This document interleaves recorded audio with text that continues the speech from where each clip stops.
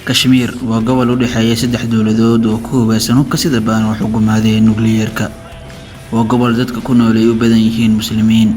Waa meel ay isku horfadhiyaan ciidamada ugu tirada badan caalamka. waxaa Kashmiir lagu sifeeyaa jannadii ifka korkiisa ku taalay ee dagaaladu mashquuliyeen. waxaana loo saweeyaa quruxda qaab dhismeedka dhulkaasi Ilaahay ku manaystay. waxaana ku gogolan doog gees ilaa gees, waxaana dhex maray webiyo. waxayna leedahay kaymo iyo dhir u gaar ah oo aad ugu yar dunida inteeda kale. waxayna dhowr jeer ku dhex mareen dagaalo Hindiya iyo Bakistaan. ku soo dhawaada daawadayaal muuqaalkeena maanta.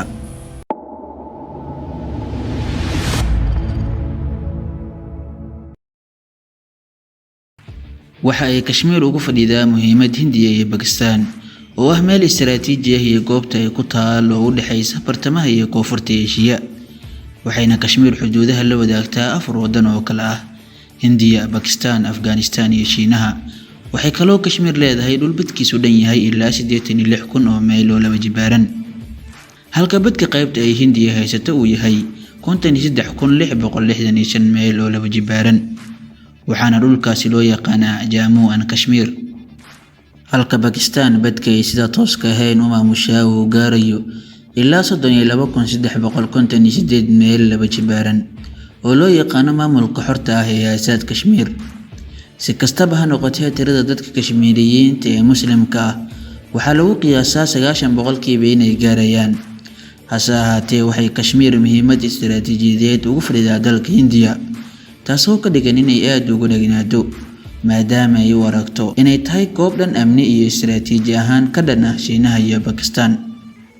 waxayna kaloo Hindiya u aragtaa Kashmiir inay tahay ag juqraafiyeed oo aad u ballaaran iyo gaashaan dabiici ah oo muhiim u ah falsafada ka dhanka ah xukunka Bakistaan. dhanka Bakistaan, Kashmiir waxay u aragtaa inay tahay gobol ahmiyad weyn ugu fadhiya amnigeeda oo aan wax gorgortan ah aan la geli karin. sababtuna waxa ay tahay waxaa jira 2 wado oo waaweyn iyo dhaba tareenka ah oo ka yimaada saxaraad iyo waqooyi bari ee Punjab. wadooyinkaas oo mara dhanka Kashmiir waxaa kaloo kasoo bilaabma dhulka Kashmiir 3 webi oo waaweyn oo dadka reer Bakistaan ay beerahooda u isticmaalaan, taasoo ka dhigaysa in haddii ay Hindiya dhulkaasi qabsato uu noqonayo mid khatar ku ah amniga biyaha Bakistaan. si kastaba ha noqotee, waxaa marba marka kasii dambaysa kordhaysa cabsida laga qabo dagaal inuu ka dhex qarxo labada wadan ee ciidamadoodu ay ku hubeysan yihiin hubka sida baan wax u gumaada ee nukliyeerka. wallow ay tiro ahaan hubkaasi ay Bakistaan ka madaxyo badan tahay Hindiya. bilaawashadii loolanka u dhexeeya Hindiya iyo Bakistaan sanadii 1947 goor intuusan gumaystii Ingiriiska ee Hindiya gumaysanayay iskaga bixin, wuxuu Ingiriiska u kala qaybiyay goboladii uu gumaysanayay inay ku kala biiraan labada qaybood oo qaybi ay tahay Hindiya oo ka koobnaa markaa bulshada Hinduuska, Muslimka, Masiixiyadda iyo Buddhismka. qaybta labaadna waa Bakistaan oo badankeedu ay ku noolaayeen dadyowga Muslimka ah, taasoo loo eegay rabitaanka dadweynaha iyo kala qaybsanaanta diimeed. waxaa go'aankii kala qaybineed aan horey u soo sheegnay aqbalay labada dhinac ee ugu waaweynaa ee dhulka Hindiya oo ahaa Muslimiinta iyo Hinduuska. hase ahaatee, waxaa jirtay 3 gobol oo aan xilligaasi ogolaan ka mid noqoshada labadaasi dal. waxayna kala ahaayeen Hyderabad, Junagadh iyo Kashmiir. sidaas darteed, hogaamiyihii Muslimiinta ee gobolka Junagadh wuxuu go'aansaday inuu ku biiro Bakistaan. inkastoo Hinduismka u badnaayeen aqlabiyada dadka dega gobolkaas, haddana iyagoo ay aqlabiyadaani ay mucaaradayaan go'aanka hogaamiyahooda, ayaa ciidamada Hindiya oo xoojinaya go'aanada mucaaradka uu soo galay aagga Junagadh, isla markaana uu ka qabtay afti taas oo ku dhamaatay inay ku biiraan dalka Hindiya. si la mid ah ayaa ka dhacday gobolka Hyderabad, halkaasoo hogaamiyihii Muslimiinta ee xukumayay gobolkaasi uu doonayay inuu madax banaanidiisa halkaasi ku qaato, laakiin waxaa amarkiisa diiday aqlabiyadii Hinduuska ee gobolkaasi oo ma aysan doonayn inay madax banaanaadaan. kadibna ciidamadii Hindiya ayaa soo farageliyay sanadii 1948, taasoo ka dhigtay markii dambe inay ku biiraan Hindiya. dhanka Kashmiir, mowqifkeedu waa uu ka duwanaa labadaani gobol ee hore, sababtoo ah waxaa hogaaminaya in la yiraahdo Harisim oo Hinduusam ahaa. wuxuuna kadib markii uu ku guuldareystay inuu madax banaanaado uu go'aansaday inuu ku biiro dalka Hindiya, isagoo iska indhatiraya rabitaanka aqlabiyadda muslimiinta halkaasi ku noolaa oo gaaraysay in ka badan 90% inay rabaan inay ku biiraan dalka Pakistan, isagoo sidoo kalena iska indhatiraya sharciyadii hore ee Ingiriiska ee qaybinta dhulkaasi oo ku saleysnayd rabitaanka shacbiyadeed iyo halka ay doonayaan. Dhanka kale, Hindiya waa ay aqbashay inay Kashmiir ka mid noqoto, laakiin Harisim wuxuu ka baqay xilligaasi ficil celinta dadyowgii muslimka ahaa ee ahaa aqlabiyadda, wuxuuna markaasi Hindiya iyo Pakistanba u soo bandhigay laba heshiis si ay xaaladda u sii wadaan una ilaaliyaan xiriirka. Sidaasi darteed, Pakistan ayaa aqbashay heshiiskaas halka Hindiya ay diiday. Kadibna waxaa halkaasi si dhaqsiyo ah ugu abuurmay xiisadahaasi ayaa isku bedelay dagaal ka dhex qarxay ciidamada Kashmiiriyiinta iyo ciidamada Hindiya sanadii 1947, taasoo dhalisay inay Hindiya ay qabsato 3/2 meel gobolka Kashmiir.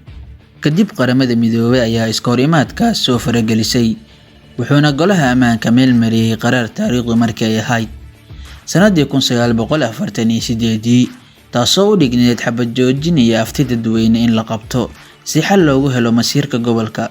Arrintaas oo bulshada caalamka ku qanacday in xalka arrinta Kashmiir ku yimaado kala qaybinta dhulka gobolka Kashmiir ee u dhaxeeya Hindiya iyo Pakistan. Sidaasi darteed, qaramada midoobay waxa ay soo jeedisay inay qeybaha haysta aqlabiyadda muslimiinta isla markaana la wadaaga Pakistan hal xuduud oo lagu qiyaasay ku dhawaad 1,000 kiiloomitir ay ku biiraan dalka Pakistan, halka qeybaha kale ee aqlabiyadda Hinduismka ee xuduudaha la wadaaga dalka Hindiya oo qiyaas ahaan ilaa 300 kiiloomitir gaaraysa inay ku biiraan dalka Hindiya. Laakiin go'aankani wuxuu ahaa warqad la soo saaray oo aan hirgelin, isla markaana weli xal loogu helin sidii loogu hirgelin lahaa dhulkaasi ilaa iyo maanta. Xiisado ayaa mar labaad dib ugu qarxay labada dhinac, wuxuuna madaxweynihii Pakistan ee xilligaasi isku dayay inuu taageero dagaalyahanada Kashmiiriyiinta, laakiin xaaladihii dagaalada ayaa faraha ka baxay, wuxuuna yeeshay waji cusub kadib markii uu isku bedelay qaab dagaal oo u dhaxeeya ciidamada Hindiya iyo Pakistan.